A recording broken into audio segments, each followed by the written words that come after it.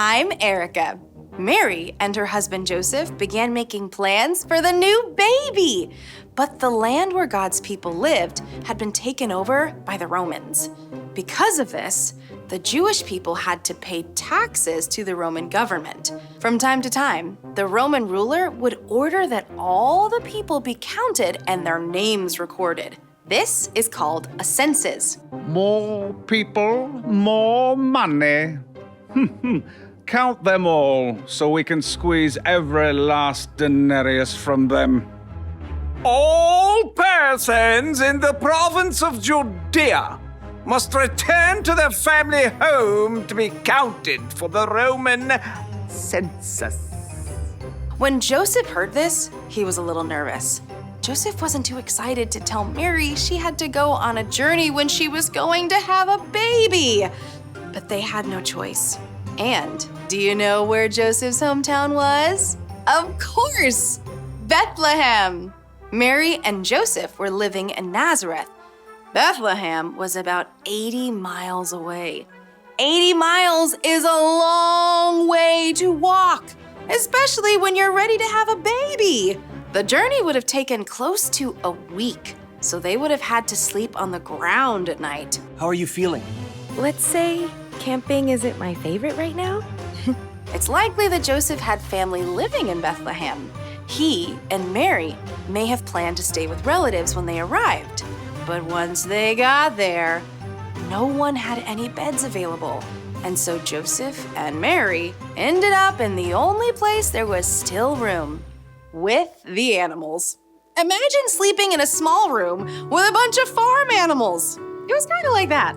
And while they were there, the time came for Mary to have her baby. He's so perfect.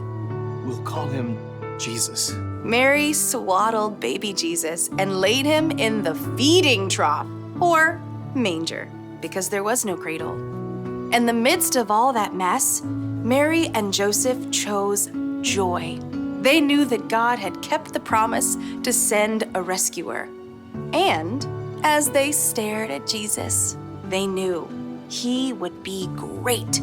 He would be called the Son of the Most High, and his kingdom would never end. The end. Or is it a new beginning? Today, we're in the first book of the New Testament, Matthew. God had a plan to bless the whole world through one family, the Israelites. But God's people kept turning away. At last, they were attacked by foreign nations. Even in this time of trouble, God spoke through prophets and promised to send a rescuer. Then, after hundreds of years, God sent an angel to an ordinary girl named Mary. Mary gave birth to God's son, Jesus, just as God had promised. Then an angel choir announced the news about Jesus to a group of humble shepherds. Which is where our story starts. Take it away. Hey everyone, I'm Brian, and Christmas is a time when we remember how God's love is for everyone. On the night Jesus was born, there was a group of shepherds living out in the fields, watching over their sheep. Okay, guys, why was the grumpy sheep grumpy? Why? Because he had a bad day. Now, shepherds played an important role in Israel at that time, but despite the shepherds' hard work, a lot of people just looked down on them. People thought they weren't very important. However, as these shepherds were going about their night, suddenly, an angel of the Lord appeared before them. Do not be afraid. Great grazing sheep herds! Sweet baby lambskins. Do not be afraid. I bring you good news. It will bring great joy to all people. Today, in the town of David, a Savior has been born to you. He is the Messiah, the Lord. Here is how you will know I speak the truth. You will find a baby wrapped in strips of cloth and lying in the manger. Suddenly, a huge group of angels appeared in the sky singing praises to God.